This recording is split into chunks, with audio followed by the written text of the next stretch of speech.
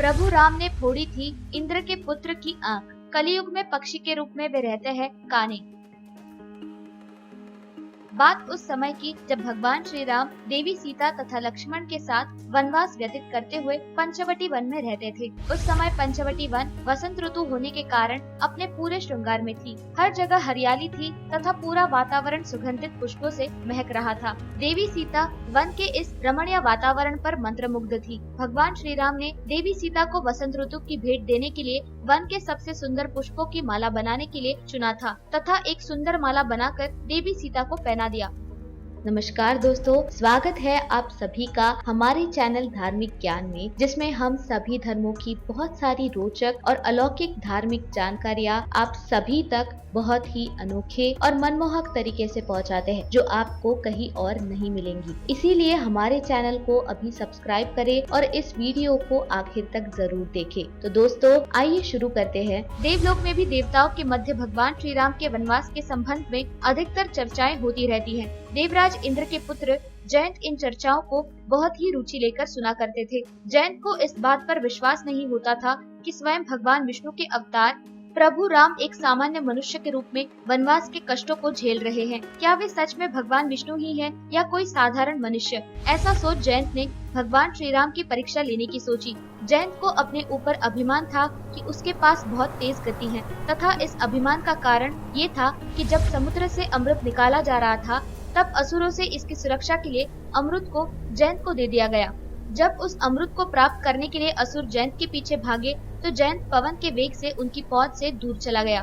तब से जयंत को ये अभिमान हो गया तो उसी गति में स्वयं पवन देव भी नहीं हरा सकते। उसका अभिमान इतना अधिक बढ़ चुका था कि उसने भगवान श्री राम की परीक्षा लेने का दुस्साहस किया। इंद्रपुत्र जयंत ने कौवे का रूप धारण किया तथा पंचवटी वन में पहुंचकर उस वृक्ष के ऊपर बैठ गया जिसकी छाया में देवी सीता एवं श्री राम जी बैठे हुए थे।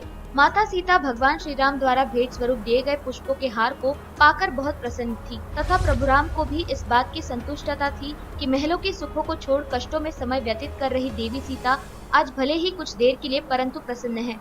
परंतु दुष्ट जयंत से माता सीता एवं प्रभु श्री राम की प्रसन्नता देखी नहीं गई। वो वृक्ष के नीचे उतरा तथा बहुत तेजी से माता सीता के पैरों में प्रहार करता हुआ वापस वृक्ष के ऊपर जा बैठा। प्रहार इतने तेजी से किया गया था कि माता सीता के पैरों से रक्त बहने लगा।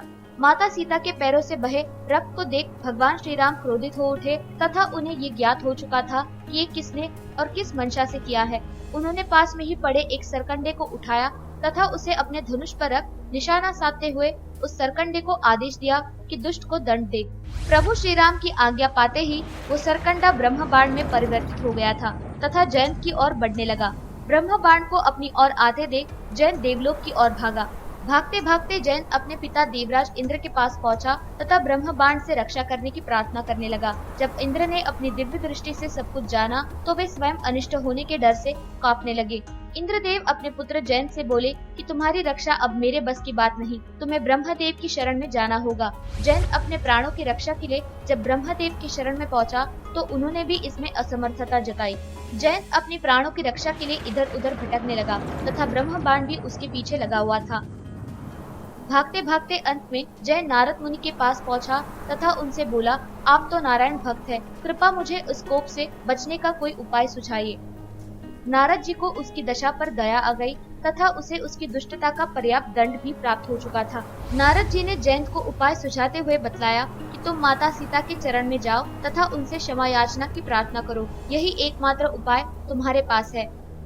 उपाय पाते ही जयंत बहुत तेजी से माता सीता के पास अपने वास्तविक स्वरूप में पहुंचा तथा उनके चरण में गिरकर क्षमा याचना मांगने लगा। माता सीता ने जयंत को क्षमा कर दिया तथा प्रभु श्री राम से ब्रह्म बाण वापस लेने को कहा। प्रभु श्री राम ने जयंत से कहा कि मैंने ब्रह्म बाण को तुम्हें दंड देने का आदेश दिया, अतः ये बगैर दंड दिए वापस नहीं आ सकता, इसलिए तुम्हें अभंग का दंड मिलता है। इस प्रकार से ब्रह्म बाण ने जयंत की एक आंख फोड़ डाली तथा ऐसी मान्यता है कि तभी से ही कौवे काने होते हैं। दोस्तों आशा करते हैं कि आपको ये कहानी जरूर अच्छी लगी होगी। मिलते हैं अगले वीडियो में ऐसी किसी रोचक कहानी के साथ। दोस्तों आपको ये वीडियो कैसी लगी ये आप हमें कमेंट सेक्शन के माध्यम से जरूर बताएं। दोस्तों मिलते हैं अगले वीडियो में ऐसे ही एक रोचक कहानी के साथ। दोस्तों सब्सक्राइब करें हमारे चैनल धार्मिक ज्ञान को और बेल आइकन को दबाएं रोचक और अलौकिक जानकारियों से जुड़ी वीडियो सबसे पहले देखने के लिए।